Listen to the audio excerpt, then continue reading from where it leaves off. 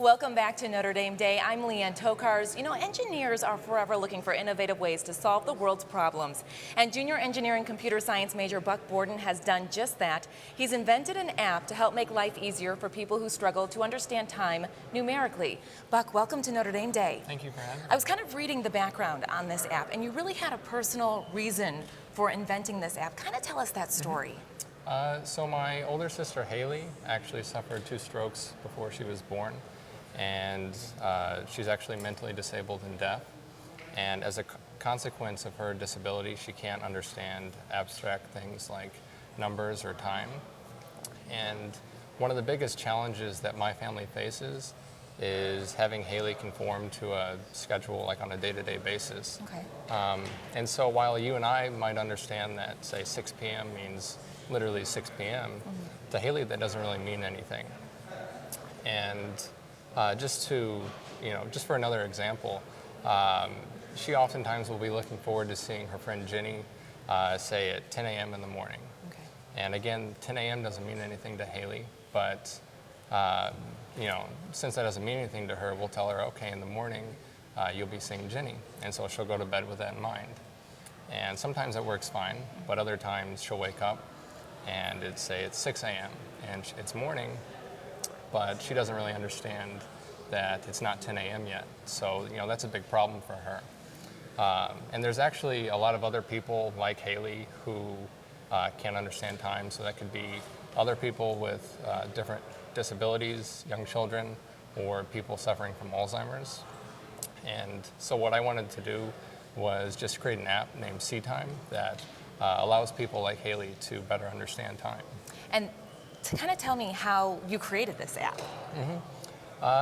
So when I was creating it, first I had to learn how to code in Objective-C, which is what iOS apps are written in.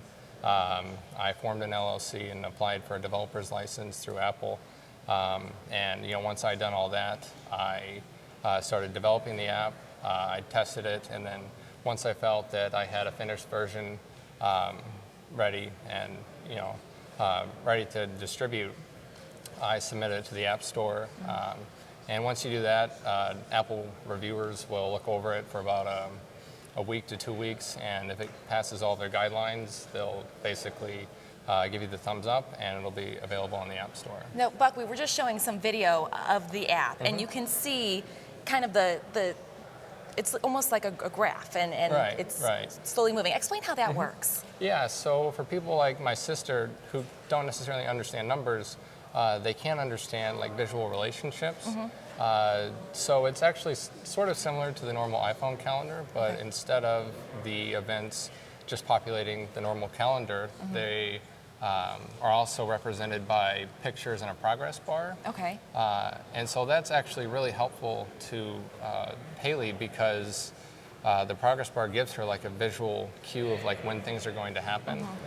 Which we can see right there. So if a bar is moving fast, she knows that the event is going to happen soon. If it's at the beginning, she knows she's going to have to wait a little while. If it's near the end, she knows she doesn't have that long to wait. And one of the big pluses is once the event occurs or ends, depending on how you configure it, the progress bar will change colors and a green check mark will appear. Okay. And that just gives her like a really easy way of understanding that that event is actually going to happen. And this is in the Apple App Store, which is really neat. Congratulations to you for making such a great app that really helps a lot of people. Thank you. Thank you, Buck, for being here for Notre Dame Day, and we'll be right back.